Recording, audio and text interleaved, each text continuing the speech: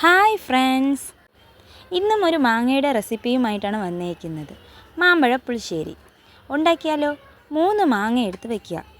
മാങ്ങ ചെറുതായി അരിഞ്ഞ് പച്ചമുളകും ഇടുക. അത് കഴിഞ്ഞ് ഒരു പാത്രത്തിൽ ഈ അരിഞ്ഞു വെച്ച മാങ്ങയും ഉപ്പും വെള്ളവും ചേർത്ത് അടച്ച് വെച്ച് തിളപ്പിക്കുക. തിളയ്ക്കുന്ന സമയം കൊണ്ട് നമുക്ക് ഇതിന് വേണ്ടിയുള്ള അരപ്പ് തയ്യാറാക്കിയാലോ?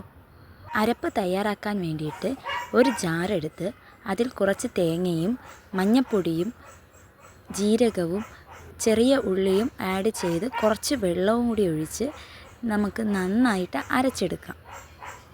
അരച്ച ഈ അരപ്പിലോട്ട് കുറച്ച് തൈരും കൂടി ആഡ് ചെയ്ത് വീണ്ടും ഒന്നും കൂടി അരച്ചെടുക്കാം. അരച്ചെടുത്ത ഈ മിക്സ് മാറ്റി വയ്ക്കുക. അത് കഴിഞ്ഞ് തിളപ്പിക്കാൻ വെച്ച മാങ്ങ വെന്തോ എന്ന് നോക്കാം. ഒന്ന് ഇളക്കി കൊടുക്കുക. ഈ തിളച്ച മാങ്ങയിലേക്ക് നമുക്ക് അരച്ച് വെച്ച അരപ്പ് ആഡ് ചെയ്യാം. എന്നിട്ട് നന്നായി ഇളക്കിയതിന് ശേഷം ചെറിയ ചൂടാകുമ്പോൾ ഗ്യാസ് സ്റ്റൗ ഓഫ് ചെയ്ത് മാറ്റി വയ്ക്കാം.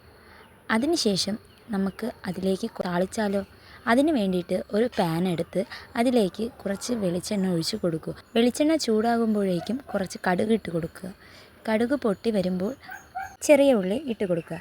ചെറിയ ഉള്ളി ഇട്ടതിന് ശേഷം കുറച്ച് വറ്റൽമുളകും കൂടി ആഡ് ചെയ്ത് നന്നായിട്ട് മിക്സ് ചെയ്ത് ഇതിലേക്ക് ഒഴിച്ച് കൊടുക്കാം.